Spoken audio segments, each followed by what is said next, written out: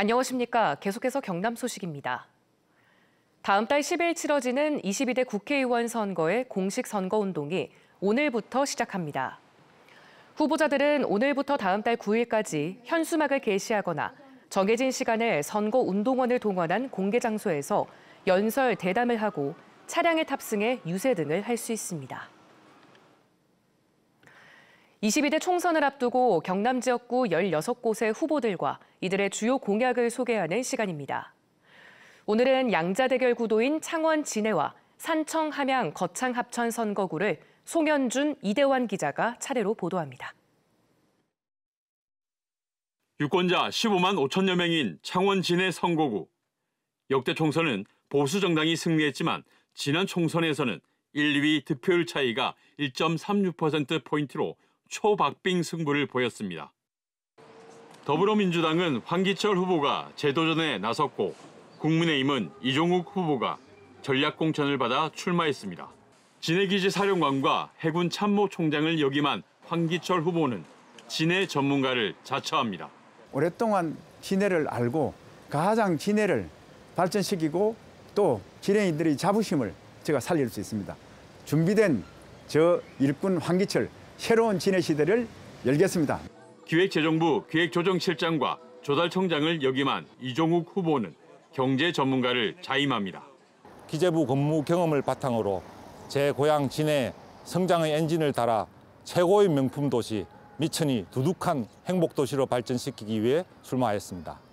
황기철 후보는 진해 군공항 가덕도 이전과 신공항 신안과 연계한 진해 특구 지정, 해군기지 연계 체류형 관광지 조성으로 구도심 활성화를 공약했습니다. 집을 높게 지으려고 그래도 고층으로 지을 수 없잖아요. 이제는 그게 해제됨으로써 그 구역에 아주 고층 빌딩이 들을 수 있고 그 공간의 주위에 우리 또 시민들이 편히 쉴 수 있는 공원화도. 이종욱 후보는 KTX 진해역 신설로 교통망을 확충하고 개발 제한구역 완화로 신항 배후부지 확보, 해군과 구도심, 신도심이 연계된 지역경제 활성화를 제시합니다. KTX 진해역을 신설하여 전국 2시간대 사통팔달의 교통체계를 구축하겠습니다. 그린벨트 해제를 통해 부족한 신항 배후부지를 확보하여 세계 3대 신항의 조기에 개발하겠습니다. 신항과 신공항으로 성장 잠재력이 기대되는 창원 진해, 황기철, 이종욱 두 후보는 자신의 강점을 강조하며 유권자의 표심을 공략하고 있습니다. KBS 뉴스 송현준입니다. 유권자 평균 연령 55살 이상, 전국에서 네 번째로 고령 유권자가 많은 산청, 함양, 거창, 합천 선거구. 경남에서도 보수 성향이 강한 곳입니다. 이번에는 최근 두 차례 총선과 달리 더불어민주당, 국민의힘 양자 대결입니다.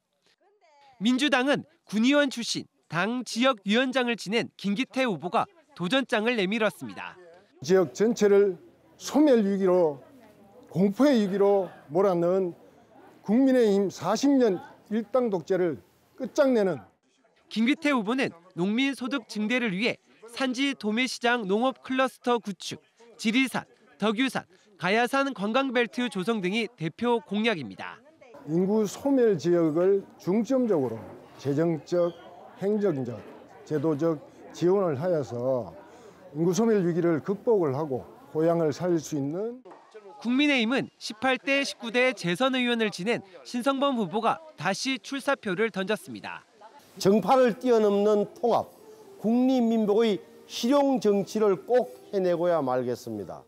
신성범 후보는 지역에서 육아와 교육, 어르신 돌봄의 선순환이 이루어질 수 있도록 공공 키즈 카페, 늘봄 학교 운영과 서북부 거점 병원 조기 개원을 약속했습니다.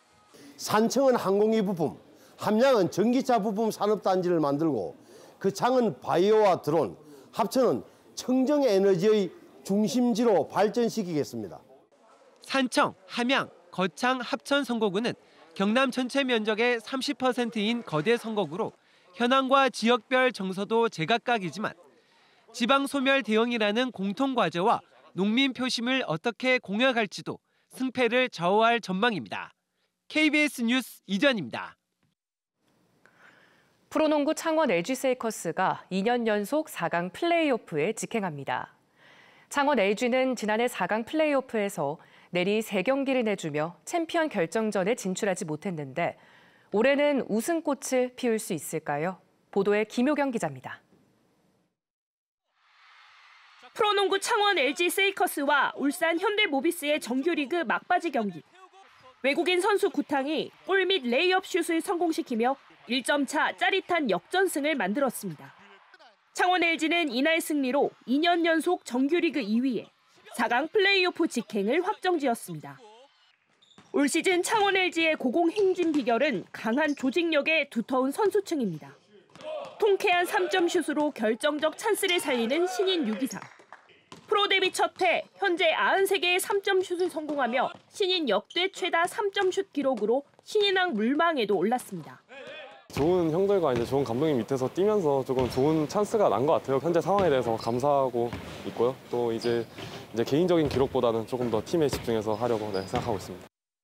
이번 시즌 FA로 영입한 국가대표 포워드 양홍석은 공격과 수비에서 팔방미인 활약을 거듭했고 골밑의 제왕 외국인 선수 아셈 마레이는 시즌 초반 부상 위기를 극복하고 다시 우승 도전의 핵심 동력이 됐습니다. 창원 LG 조상현 감독은 지난해 챔피언 결정전 진출 실패의 아쉬움을 떨치기 위한 필승 구상에 나섰습니다. 분석을 하면서 어떤 수비 방향이나 또 공격 방향이나 이런 걸 정할 거고 부상 없이 시즌을 잘 준비하면서 플레이오프에 준비할 생각입니다. 창원 LG는 다음 달 16일 오전 3선승제로 치러지는 4강 플레이오프에서 3위 수원 KT, 6위 울산 현대모비스의 승자와 챔피언 결정전 길목에서 맞붙습니다. KBS 뉴스 김효경입니다. 오늘은 전국에 봄비 소식이 있습니다. 레이더 영상 살펴보시면 현재 우리 지역에도 약하게 비가 시작되고 있는데요. 빗줄기는 점차 굵어지겠습니다. 예상되는 강수량은 내륙을 중심으로는 10에서 40mm, 지형적인 영향을 받는 남해안과 지리산 부근에는 최대 80mm의 많은 비가 내리겠는데요.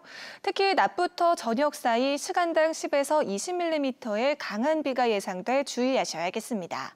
이번 비는 오늘 밤까지 이어지겠습니다. 오후부턴 바람도 무척 강하게 불겠습니다. 곳곳으로 강풍 예비특보가 내려져 있는 가운데 내일까지 순간풍속 초속 20m 이상의 돌풍을 주의하셔야겠습니다. 현재 기온 창원이 9도, 창녕이 8도를 보이면서 어제 같은 시각보다 5에서 6도가량 높은데요. 한낮에는 창원이 14도, 의령이 15도로 예년과 비슷하거나 조금 낮겠습니다. 서부 지역도 진주가 8도, 거창이 7도로 출발하는 아침이고요. 한낮에는 합천이 12도, 하동 15도 예상됩니다. 바다의 물결은 먼 바다를 중심으로 최고 3.5m로 거세게 일겠습니다. 내일은 다시 맑은 하늘이 드러나겠고요. 기온은 점차 올라서 주말에는 창원의 낮 기온이 18도 안팎으로 포근하겠습니다. 날씨였습니다. 경상남도 선거관리위원회가 노약자와 장애인 등 거동이 불편한 선거인에게 이동 지원 차량을 제공합니다. 또 거소투표 신고인 수가 10명 이상인 장애인 거주시설에 거소투표용 기표소를 설치하고 제한적으로 투표 보조인을 허용합니다. 경남 선관위는 투표소 921곳 대부분이 1층이고 2층 이상은 승강기가 설치된 곳이라고 설명했습니다. 22대 총선 재외투표가 어제 시작된 가운데 경남의 재외 유권자 수는 7,700여 명으로 집계됐습니다. 경상남도 선거관리위원회 자료에 따르면 경남의 해외 이주자 등 재외 선거인은 3,400여 명이고 상사 주재원 등 국외 부재자는 4,200여 명입니다. 시군별로는 창원시가 2,000여 명으로 가장 많습니다. 통영해경 직원이 직무와 관련된 지역의 한 업자로부터 향응을 받은 사실이 적발돼 징계를 받았습니다. 통영해경은 최근 징계위원회를 열어 청렴 의무 위반 사유로 해당 직원을 징계 조치하고 다른 지역으로 인사 발령했다고 설명했습니다. 2년 전부터 감소세를 이어오던 경남의 주택청약 종합저축 가입자 수가 18개월 만에 반등한 것으로 나타났습니다. 한국부동산원 자료에 따르면 지난달 말 기준 경남의 주택청약 종합저축 가입자는 129만 6,900여 명으로 전달 대비 281명 늘었습니다. 이는 2022년 9월 이후 18개월 만에 증가세로 전환한 것입니다. 경상남도 수산자원연구소가 경남 어촌계 5곳에 어린 전복 10만 마리를 무상 분양했습니다. 이번에 분양한 어린 전복은 참전복으로 불리는 북방전복으로 지난해 4월 연구소에서 부화했습니다.